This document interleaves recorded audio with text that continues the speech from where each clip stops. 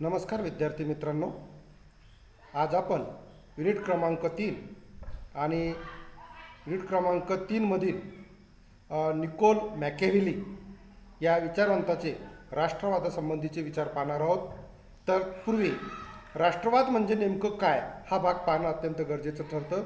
थोडक्यात राष्ट्रवादाचे आपण एक प्रास्ताविक सुरुवातीला बघा.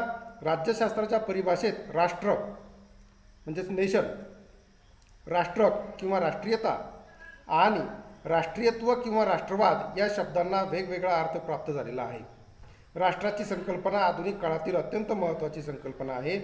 या काळात लोकांच्या मनावर राष्ट्र व राष्ट्रवाद या संकल्पनांचा फार मोठा प्रभाव झालेला आपल्याला पाहायला मिळतो. राष्ट्र किंवा राष्ट्रीयत्व बघा, राज्यशास्त्रामध्ये राष्ट्रक या संज्ञेस विशिष्ट असा अर्थ प्राप्त झाला आहे. राष्ट्र निर्माण होण्याच्या अगोदरची अवस्था म्हणजे राष्ट्रक होय. हे राष्ट्र जे निर्माण व्हायचं आहे त्याच्या अगोदरची जी अवस्था आहे किंवा परिस्थिती आहे ती राष्ट्रक होय. आणि राष्ट्रकाची परिभाषा करताना ब्राईस म्हणतात, वंश, भाषा, परंपरा व इतिहास यांच्या बंधनामुळे एकत्र आलेला मानवी समाज म्हणजे राष्ट्रक होय. वंश, भाषा, परंपरा आणि इतिहास यांच्या बंधनामुळे एकत्र आलेला मानवी समाज म्हणजे राष्ट्रक होय. अशा समूहात परस्पराविषयी आत्मीयतेची भावना असते आणि त्यांच्यात एकता निर्माण होते. परस्परामधील सारखेपणा आणि इतरांपासून वेगळेपणा हे त्यांचे वैशिष्ट्य असते. जेव्हा एखादा राष्ट्रकास स्वातंत्र्य मिळते तेव्हा त्याचे रूपांतर राष्ट्रात होत असते. आणि असं जो राष्ट्रक आहे या राष्ट्रकाचं जेव्हा स्वातंत्र्य मिळत असते या राष्ट्रकाला त्याचं रूपांतर राष्ट्रामध्ये होत असते. हा फरक राष्ट्रक आणि राष्ट्रात आपल्याला पाहायला मिळतो. निश्चित अशा बंधनामुळे जो लोकसमुदाय एकत्रित येतो त्या समुदायास राष्ट्रक म्हणतात. रूढी, परंपरा, चालीरीती, भाषा व वाङ्मय यासारख्या बंधनाने तो समुदाय एकत्र आलेला असतो. पहा, राष्ट्रवाद म्हणजे काय? थोडक्यात राष्ट्रवाद कशाला म्हणायचं?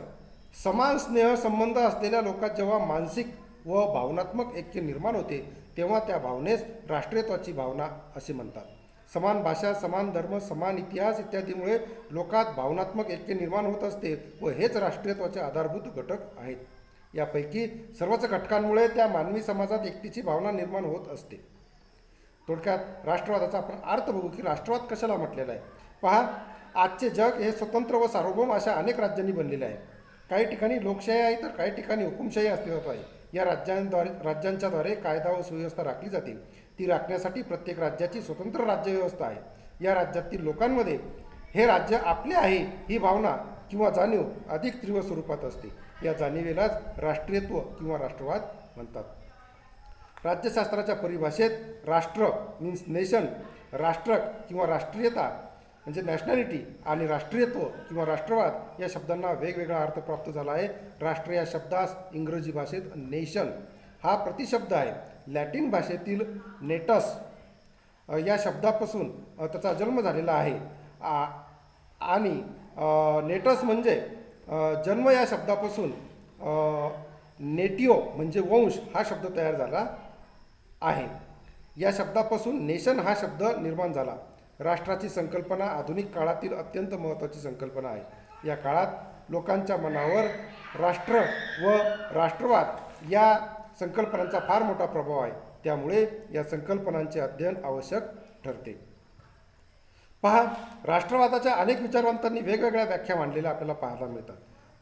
पहिली व्याख्या जी आहे ती व्याख्या बघू की प्रोफेसर गिलक्रिस्ट यांच्या मते राष्ट्रीयत्व म्हणजे सामान्यतः एकाच वंशाच्या, एकाच प्रदेशात राहणाऱ्या, एकच भाषा, एकच धर्म, समान इतिहास, परंपरा, हितसंबंध आणि समान राजकीय संघटना व राजकीय ऐक्याची समान साध्य असणाऱ्या व्यक्तीत निर्माण होणारी आध्यात्मिक भावना होय.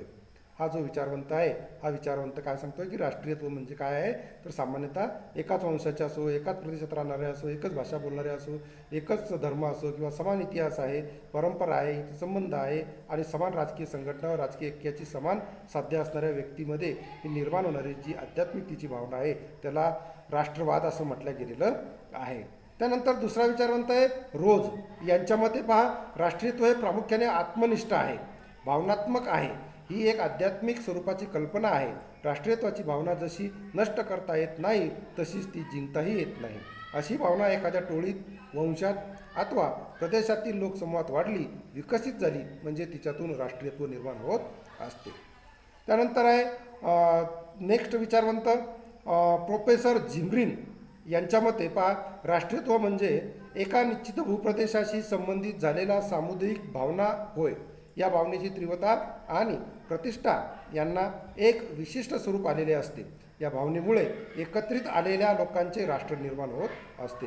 झिमरीन हा जो विचारवंत आहे तो काय म्हणतोय की निश्चित एका भूप्रदेशामध्ये राहणाऱ्या एक समुदाय आणि ती समुदायाची ही भावना होय आणि या भावनेची तीव्रता आणि प्रतिष्ठा यांना एक विशिष्ट स्वरूप आलेलं असतं आणि या भावनेमुळे एकत्रित आलेला जो लोकांचा समूह आहे याला लोकांचे राष्ट्र निर्माण होते. त्याला राष्ट्रवाद असं म्हटलं गेलेलं आहे. त्यानंतर आहे नंबर 4 फित्से यांच्या मते पहा, राष्ट्रीयत्व ही एक आध्यात्मिक भावना आहे. फित्से हा जो विचारवंत आहे तो काय म्हणतो, राष्ट्रीयत्व ही एक आध्यात्मिक भावना आहे. ईश्वरी इच्छेचा तो आविष्कार म्हटला पाहिजे. या भावनेचे मुख्य लक्षण भाषिक ऐक्य होय आणि भाषिक ऐक्याच्या आधारावर हा एकत्रित आलेला एक भावनिक किंवा आध्यात्मिक हा ईश्वरी इच्छेचा आविष्कार म्हणजेच राष्ट्रवाद असं म्हटलं गेलेलं आहे. उपरोक्त व्याख्यांचा जर आपण विचार केला तर असे दिसून येते की राष्ट्रविषयक भावना आत्मनिष्ठ असते. राज्यासंबंधीच्या भावनेला असे स्वरूप नसते. राज्यनिष्ठा बरीचशी उपयुक्ततेवर आधारलेली असते. राज्यापासून मिळणारा लाभ, संरक्षण, स्वातंत्र्य आणि इतर सोयी सवलती यांना अनुसरून लोकांच्या मनात राज्यनिष्ठा कमी अधिक असू शकते. राष्ट्रनिष्ठेची दृष्टी अशा उपयुक्ततेवर आधारलेली नसते. दुसऱ्या शब्दात असे म्हणता येईल की राष्ट्रनिष्ठा मानसिक स्वरूपाची असते तर राज्यनिष्ठा व्यावहारिक स्वरूपाची असते. राष्ट्रीय भावना म्हणजे एक महान आणि पवित्र ठेवा मानला जातो. अशा पद्धतीने आपण राष्ट्रवादाच्या संकल्पनेविषयीचे विचार वेगवेगळ्या विचारवंतांनी मांडलेले आपल्याला पाहायला मिळतात. आता निकोल मॅकेविली हा जो विचारवंत आहे तो निकोल मॅकेवेलीचे जे विचार आहे या राष्ट्रवादाच्या संदर्भामधले ते आपण बघूया. तत्पूर्वी निकोल मॅकेवेली या विचारवंताचा थोडा अल्पसा असा परिचय बघा. निकोलो मॅकेवेली यांचा जन्म 3 मे 1469 रोजी टक्सन वंशातील एका मध्यमवर्गीय कुटुंबात इटलीमधील फ्लॉरेन्स येथे झाला. त्याचे वडील वकिली व्यवसाय करायचे. मॅकेवेलीस फारसे शिक्षण घेता आले नाही, त्यामुळे त्यांना नोकरी मिळवण्यासाठी खूप प्रयत्न करावे लागले.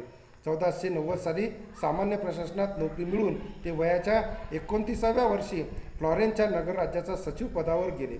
अंतर्गत व्यवहार आणि युद्ध कार्यासाठी यासाठी 10 लोकांचे एक मंडळ होते. त्या मंडळाचा मॅकेवेली 14 वर्ष सचिव होता. परराष्ट्रीय वकील म्हणून पॅरिस, रोम, बर्लिन आणि सीझर बोर्जियांचा दरबार इत्यादी ठिकाणी सुमारे 23 वर्ष त्यांनी अनुभव घेतला. या अनुभवाचा फायदा फ्रान्स, स्वित्झर्लंड आणि जर्मनी देशांच्या राजकीय पद्धती आणि राजकारणासाठी तो उपयुक्त पडला.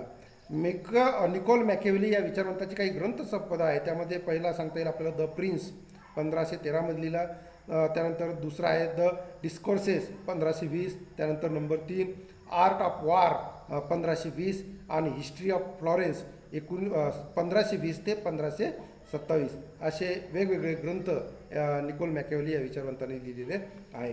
आता निकोल मॅकेवेली या विचारवंतांनी जी राष्ट्रवादाची संकल्पना सांगितलेली आहे या राष्ट्रवादाच्या संकल्पनेमध्ये त्यांनी काही आपले विचार राष्ट्रवादाच्या संदर्भामध्ये मांडलेले आहेत ते आपण थोडक्यात बघू. म्हणून निकोल मॅकेवेली याची राष्ट्रवादाची संकल्पना पहा. निकोल मॅकेवेली 1469 ते 1527 हे त्याचं च्या मते राष्ट्रवाद म्हणजे शक्ती व नियंत्रणाचे वाहन होय. हे त्याचं आयुष्य आहे आणि त्याच्या मते राष्ट्रवाद म्हणजे शक्ती व नियंत्रणाचे वाहन होय. राष्ट्रवादामुळे राष्ट्राचे वैभव आणि शासनाची क्षमता वाढते. सध्याची राष्ट्रवादाची कल्पना ज्या पद्धतीने मान्यता पावली आहे त्या पद्धतीने मॅकेवेलीने आपली राष्ट्रवादाची संकल्पना मांडली नाही. त्याने सध्याच्या राष्ट्र व शासन या संकल्पनांचाही विचार केला नाही, तर राष्ट्र, राष्ट्रवाद व शासन या संकल्पनांना त्याने डिस्कोर्सेस व प्रिन्स या ग्रंथात स्थान दिले आहे. डिस्कोर्सेस हा ग्रंथ त्याने 16व्या शतकाच्या प्रारंभी लिहिला. प्रस्तुत ग्रंथ रोमन इतिहासावर भाष्य, प्रजासत्ताकाचे गुण, राज्याची संकल्पना, राज्याचे कल्याण व नेतृत्व यावर प्रकाश टाकतो. रोमनमधील राजकीय जीवन, राष्ट्रभक्ती, राष्ट्रभक्ती व सहभाग हे विषय डिस्कोर्समध्ये आलेले आहेत. तथापि मॅकियावेलीची खरी ओळख त्याने 1513मध्ये लिहिलेल्या प्रिन्स या ग्रंथामुळे आहे. राजाने सत्ता मिळवणे आणि ती वृद्धिंगित करणे यासाठी कशा पद्धतीने कार्य करावे याचे मार्गदर्शन त्याने प्रिन्समध्ये केलेले आहे. मॅकियावेलीच्या सर्व राजकीय विचारांचे सूत्र जर आपण पाहिले तर आपल्याला असे लक्षात येते की इटली हे एक राष्ट्र म्हणून उभे राहावे, त्याचे एकत्रीकरण होऊन ते समृद्ध व्हावे, त्यासाठी इटलीच्या नागरिकांच्या जागृतीचे त्याने काम केले आहे. त्याच्या राष्ट्रवादाच्या कल्पनेत शासकाचे म्हणजेच राज्य प्रशासकाचे गुण, त्याची कर्तव्य, राष्ट्रवादाची उद्दिष्टे, राष्ट्रीय एकता, राष्ट्रवादाचे घटक आणि आंतरराष्ट्रीय संबंधाचे निकष यांचा समावेश आपल्याला पाहायला मिळतो. तो पुढील मुद्द्यांच्या आधारे थोडक्यात आपल्याला स्पष्ट करता येईल. शासकाचे गुण म्हणजेच राजाचे गुण कोणकोणते असावेत असं मॅकियावेलीला वाटते. तर मॅकियावेली एक प्रखर राजकीय विचारवंत होता. तत्कालीन इटलीची दुर्दशा त्यांनी पाहिली आणि दुर्दशा पाहून त्याला फार वाईट वाटत असे. मग इटलीची राजकीय एकीकरण व एक शक्तिशाली राज्य म्हणून इटलीची उभारणी ही त्याची महत्त्वाकांक्षा होती. एका साम्राज्यवादी राज्य म्हणून रोम पुन्हा उभे राहावे असे त्याला वाटत असे. त्यामुळे अशा राज्याची कल्पना प्रबळ अशा राज्याशिवाय अशक्य होती. म्हणून त्याने प्रिन्स या ग्रंथाची निर्मिती केली. प्रिन्सच्या 18व्या प्रकरणात त्याने शासनाच्या कलेसंदर्भातील गुण व सिद्धांताचा उल्लेख केला आहे. मॅकियावेलीच्या मते एका श्रेष्ठ शासकाकडे किंवा राज्यकर्त्याकडे खालील गुण असावेत. कोणकोणते आहेत तर नंबर 1 शक्तीचे अर्जन, म्हणजे त्या राजाकडं शक्तीचं अर्जन असावं. म्हणजे शासकाचे सर्वप्रथम कर्तव्य जर कोणते असेल तर अंतर्गत शांतता व सुव्यवस्था राखणे आणि आपल्या राज्याचे बाह्य आक्रमणापासून संरक्षण करणे होय. ही कार्य प्रबळ अशा शक्तीच्या साहाय्यानेच शक्य आहे. एक यशस्वी शासक या नात्याने राजाने जास्तीत जास्त शक्तिवान बनायचा प्रयत्न केला पाहिजे. त्यामुळे तो राज्याचे संरक्षण व राज्य विस्तार करू शकतो. त्यानंतर नंबर 2 युद्धासाठी सदैव तयार. मॅकियावेलीने युद्धास राज्यकारणाचे मुख्य अंग मानले आहे. राज्याचे संरक्षण व विस्तारासाठी युद्धाचे विशेष महत्त्व आहे. त्याच्या मते शांतीचा कालखंड हा युद्धाच्या तयारीचा काळ असतो. त्यामुळे राजाने शांततेच्या काळात भोगविलास, आळस किंवा आराम न करता आपले लक्ष सैन्याची वृद्धी व त्याच्या प्रशिक्षणाकडे केंद्रित केले पाहिजे. योग्य संधी मिळताच राज्याच्या विस्ताराकडे राजाने लक्ष द्यावे. त्यानंतर नंबर 3 प्रशिक्षित असं राष्ट्रीय सैन्याची उभारणी. मॅकियावेलीच्या काळात इटलीमध्ये 3 प्रकारची सैन्य व्यवस्था अस्तित्वात होती. प्रथम प्रकारामध्ये परंपरागत सैन्य होते जे इटलीच्या निरनिराळ्या घटक राज्यात अस्तित्वात होते आणि या सैन्यात राजा व सरदारांच्या सैनिकांचा समावेश होता. संकटाच्या काळात राजास जेव्हा सैन्याची गरज भासत असे तेव्हा त्याचे सैन्य लवकर उपलब्ध होत असे. मात्र सरदारांचे सैन्य उपलब्ध होत नसे. दुसऱ्या प्रकारात भाड्याची सेवा व तिसऱ्या प्रकारात राष्ट्रीय सेनेचा समावेश होता. पण भाडोत्री सैनिक विश्वासपात्र नसत. त्यामुळे मॅकियावेलीने राजाने केवळ राष्ट्रीय सैन्याची निर्मिती करावी असं म्हटलेलं आहे. त्यानंतर नंबर 4 शांततेच्या काळातील धोरण. शांततेच्या काळात अंतर्गत असंतोष लोकांमध्ये जेव्हा निर्माण होतो तेव्हा राज्याची शांतता व सुव्यवस्था धोक्यात येते. मॅकियावेलीच्या मते शांततेच्या काळात राजाने लोकांच्या समोर विकासाच्या निरनिराळ्या योजना ठेवल्या पाहिजे. त्यामुळे लोकांना रोजगाराच्या संधी उपलब्ध होतील आणि राजाच्या प्रतिष्ठेत वाढ होऊन लोक संतुष्ट होतील. त्यानंतर नंबर 5 सन्मान किंवा शिक्षा. राज्यातील योग्य व गुणवान व्यक्तींचा सन्मान त्यांना योग्य ती मानपत्रे व बक्षिसे देऊन करावा. त्यांना निरनिराळ्या पदव्या प्रदान कराव्या जेणेकरून त्यांचा योग्य तो गौरव होईल. पण राज्यातील अति प्रभावित व्यक्तीस शिक्षा करायची असल्यास ती स्वतः करू नये, ती आपल्या अंतर्गत असणाऱ्या व्यक्तीकडून करून द्यावी, ज्यामुळे राजावर आक्षेप होणार नाही आणि गरज भासल्यास शिक्षेत बदल करता येईल. त्यानंतर नंबर 6 धर्म व राजकारण यांची फारकत. लोकांच्या धार्मिक आचार विचार प्रथा रूढी व धर्मविधी यांचा सन्मान करावा, त्यांच्या विरोधात जाऊ नये. राजकारण व धर्म या 2 गोष्टी परस्परापासून वेगळ्या ठेवण्याचे त्याचे धोरण असावे. त्यानंतर 7 कायद्याचे पालन. राजाने आपण दिलेल्या वचनांचा बाऊ किंवा वचनबद्धता पाळू नये. जे राज्याच्या हिताचे असेल ते सर्व करावे. बळाचा वापर केल्यापेक्षा कायद्याचा वापर करावा. राज्यातील जनता व प्रशासक यांच्याकडून कायद्याचे पालन करून घ्यावे. कायद्याची निर्मिती करताना जनतेच्या प्रथा परंपरा संस्था यांचा विचार करावा. त्यामुळे लोकांच्या मनात कायदे पालनाची भावना निर्माण होते. आणि त्यानंतरचा नंबर 8, धार्मिक असू नये. राजाने धार्मिक असू नये असे मॅकियावेली म्हणतो, कारण लोकांच्या धार्मिक भावनांचा राजाला पाठिंबा मिळवण्यासाठी उपयोग करावा, पण स्वतः मात्र धर्मभावनेच्या आहारी जाऊ नये. आपण धार्मिक, धर्मनिष्ठ व नीतिमान असल्याचा त्याने देखावा निर्माण करावा. राज्यासाठी कोणतेही अनैतिक धार्मिक कृत्य, पाप, विश्वासघात, हत्या किंवा क्रूर करण्यास मागे पुढे पाहू नये. त्याने साधन सुचितेच्या मागे लागू नये. दैववादी असू नये. दैवाला दोष देऊन किंवा त्याच्यावर विश्वास ठेवून राज्यास चालू नये. त्यानंतर आहे 9, युद्धात ठाम भूमिका त्यांनी मांडली पाहिजे. युद्धाच्या काळात 2 पक्ष असतात. या काळात राजाने कोणत्या तरी एका पक्षाची ठाम भूमिका घ्यावी. तटस्थ असू नये, कारण तटस्थ ठेवणारे राजे दोन्ही बाजूच्या दोषास पात्र होतात आणि स्वतःचा विनाश ओढवतात. त्यामुळे त्यास मित्रही जवळचे समजत नाहीत किंवा शत्रूही ते जवळचे वाटत नाहीत. म्हणून युद्धाच्या काळात राजाने ठाम भूमिका घ्यावी असे मॅकियावेलीला वाटते. आणि शेवटी 10, इतर गुण. त्यामध्ये स्वतःचे शील नेहमी उत्तम ठेवावे. स्त्रिया व संपत्तीचा लोभ ठेवू नये. कणक व कांता यापासून नेहमी दूर असावे. ओठावर माधुर्य आणि कोमलता, पण पोटात निष्ठुरता व कृतज्ञपणा ठेवावा. राजा विविध गुणांचा चाहता असावा व भोगता असावा. नृत्य, संगीत, कला व शौर्य यास त्यांनी प्रोत्साहन द्यावे. निरनिराळ्या कलांचा आदर करून लोकांना आवडणाऱ्या गोष्टीत रस घ्यावा.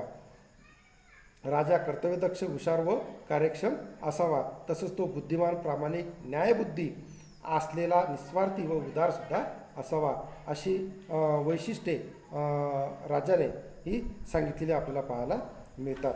त्यानंतर नंबर 2, राष्ट्रवादाची उद्दिष्टे. तर राष्ट्रवादाच्या उद्दिष्टांमध्ये आपल्याला बघा, नंबर 2चा मुद्दा आहे राष्ट्रवादाची उद्दिष्टे.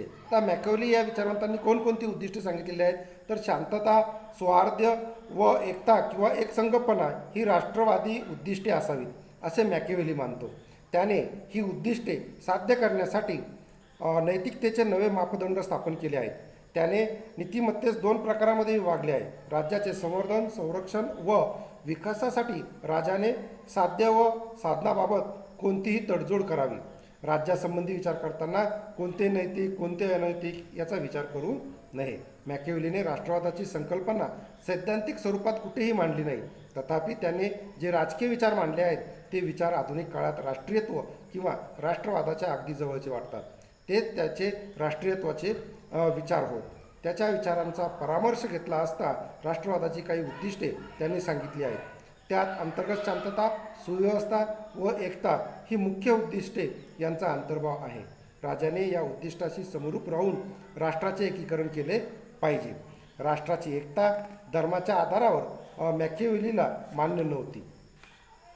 राष्ट्राच्या एकतेचा आधार प्रादेशिकता हा घेतला आहे. त्यात वंश, भाषा, संस्कृती, भूगोल व अर्थशास्त्र यांचा त्याने समावेश केलेला आहे. इतर राज्यांशी आपले संबंध प्रस्थापित करीत असताना राजाने ते सलोख्याचे ठेवावे. युद्धामध्ये तटस्थता न स्वीकारता कोणत्याही एका पक्षाची बाजू घ्यावी. त्यामुळे राजाला चांगले मित्र मिळतात आणि राज्य बहिर्गतदृष्ट्या सुरक्षित होते. अशा तऱ्हेने अंतर्गत शांतता व सीमेवरची शांतता ही राष्ट्रवादाची उद्दिष्टे पूर्ण होतात. थोडक्यात राष्ट्रवादाची उद्दिष्टे साध्य करण्यासाठी ख्रिश्चन धर्मातील धर्मतत्वाचा अतिरेक व पोपचे प्राबल्य त्याला नष्ट करायचे होते. त्यानंतर नंबर 3चा मुद्दा आहे राष्ट्रीय एकता. मॅकियावेलीने आपल्या विचारामध्ये राष्ट्रीय एकात्मतेला फार महत्त्वाचे स्थान दिलेले आहे, कारण त्याच्यासमोर इटलीला एकीकृत करण्याचे त्याचे उद्दिष्ट होते. कोणत्याही राष्ट्राची निर्मिती त्याचे स्थैर्य व विकास एकतेमुळे शक्य होते. संपूर्ण राष्ट्राचे नियमन व नियंत्रण राष्ट्रीय एकतेमुळे शक्य होते. त्यामुळे अंतर्गत सत्ता प्रबळ करण्यासाठी राष्ट्रीय एकता आवश्यक असते. इतर राष्ट्राशी प्रभावीपणे संबंध प्रस्थापित करताना राष्ट्र जर एकात्मतेच्या पायावर उभे असेल तर ते प्रभावीपणे आपली भूमिका मांडू शकते. बाह्य आक्रमणापासून राष्ट्राचे संरक्षण एकीकृत राष्ट्रच करू शकते. म्हणून राष्ट्रीय एकता हे राष्ट्रवाद नियंत्रणाचे मुख्य साधन असल्याचं त्याचं म्हणणं आहे. राष्ट्राची एकता जर प्रभावी असेल तर राष्ट्र हे नेहमी विजयी, वैभवशाली व अभिमानाने उभे राहू शकते. तसंच नंबर 4 जनता व राजकीय नेतृत्व. बघा, राष्ट्रवादासाठी राष्ट्रातील लोक व राजकीय नेतृत्व यांचे विशेष महत्त्व आहे असे मॅकियावेली म्हणतो. समाजातील लोक राष्ट्राच्या एकतेच्या सूत्रात बांधलेले असावेत. समाजातील अभिजन वर्ग आणि राज्य व समाज यांच्यातील आंतरसंबंधांना मॅकियावेलीने महत्त्व दिले आहे. अभिजन वर्ग व जनता यांना राष्ट्रवादामध्ये मॅकियावेलीने सर्वोच्च स्थान दिले आहे. नैतिकतेच्या आधारावर कोणती कृती करावी आणि गरजेच्या पोटी कोणती कृती करावी याची माहिती प्रत्येकास असली पाहिजे. स्वार्थपणा व निश्चित असा तारतम्यवाद राज्यकर्त्यामध्ये असावा. त्याचप्रमाणे देशाच्या किंवा राष्ट्राच्या भल्यासाठी लोक हे सातत्य व स्थैर्याचे स्रोत असतात. त्यामुळे सर्वसामान्य लोकांच्या प्रती राजाने आदरभाव ठेवला पाहिजे. नेतृत्व हे समाजात व राष्ट्रात सकारात्मक बदल घडवत असते. त्यामुळे समाजाला नवीन वळणे व व्यवस्था निर्माण करण्याची क्षमता नेतृत्वात असावी. अभिजन वर्गाने राष्ट्रास एक निश्चित दिशा द्यावी आणि लोकांनी अभिजनांचे नेतृत्व मानावे असे मॅकियावेली म्हणतो. आणि शेवटी नंबर 5, आंतरराष्ट्रीय संबंधाचे जे नियम आहेत त्यामध्ये मॅकियावेलीचा असं म्हणणं आहे की राष्ट्रवाद परकीय आक्रमणाला संघटितपणे विरोध करण्यावर भर देतो. एका राष्ट्राने दुसऱ्या राष्ट्राच्या तुलनेत प्रभावी असावे आणि जेव्हा केव्हा संधी येईल तेव्हा या प्रभावीपणाचा फायदा घ्यावा. त्यानंतर दुसऱ्या राष्ट्रावर आपले सार्वभौमत्व प्रस्थापित झाल्यावर जनतेच्या हिताची कामे करावी. त्या राष्ट्रातील जनता शांततेचे व सुखाचे जीवन कसे व्यतीत करेल हे पाहावे, ज्यामुळे त्या राष्ट्राचे लोक आपल्याला पाठिंबा देतील. त्यातून 2 राष्ट्राचे एकीकरण घडून येईल. असा आंतरराष्ट्रीय संबंधाकडे पाहण्याचा विचार मॅकियावेलीने मांडलेला आपल्याला पाहायला मिळतो. जर तुम्ही वर्चस्वासाठी युद्ध करत नसाल तर तुम्ही दुबळे बनाल आणि शेजाऱ्याकडून तुमचा पराभव होईल. मॅकियावेलीच्या मते आंतरराष्ट्रीय संबंधात युद्ध म्हणजे नैसर्गिक अवस्था होय. ते राष्ट्राच्या फायद्यासाठी लढलेच पाहिजे. युद्ध ही एक आवश्यकता असली पाहिजे. मॅकियावेलीच्या मते इतर राष्ट्र हे प्रतिस्पर्धी असावे. त्यांच्या विरोधात राष्ट्रीयत्वाच्या आधारे मात केली पाहिजे. देशाचा राष्ट्रवाद प्रबळ असेल तर आंतरराष्ट्रीय राजकारणात आपले राष्ट्र प्रबळ बनते किंवा ठरते. असा आंतरराष्ट्रीय राजकारणातील वास्तववादी विचार मॅकियावेलींनी मांडलेला आहे. अशा प्रकारे विद्यार्थी मित्रांनो, मॅकियावेलीने आपल्या राजकीय विचारामध्ये राष्ट्रवादाची संकल्पना मांडली आहे. ही संकल्पना आज आधुनिक राज्यशास्त्रात स्वतंत्रपणे जशी मांडली जाते तशीच त्यांनी मांडली नाही, तर आपल्या लिखाणातून मॅकियावेलीने व्यक्त केली आहे. पण त्याची ती कल्पना आजच्या आधुनिक राष्ट्रवादाशी तंतोतंत जुळणारी वाटते. अशा पद्धतीनं निकोल मॅकियावेली या विचारवंताचे राष्ट्रवादाशी जे विचार आहेत ते विचार आपण या ठिकाणी पाहिलेले आहे. आपण या ठिकाणी थांबू. आपणास काही अडचण असेल तर निश्चित या ग्रुपच्या माध्यमातून आपण आम्हाला प्रश्न कराल. त्या प्रश्नाचं निराकरण निश्चितपणे केल्या जाईल. आपण या ठिकाणी थांबू. थँक्यू.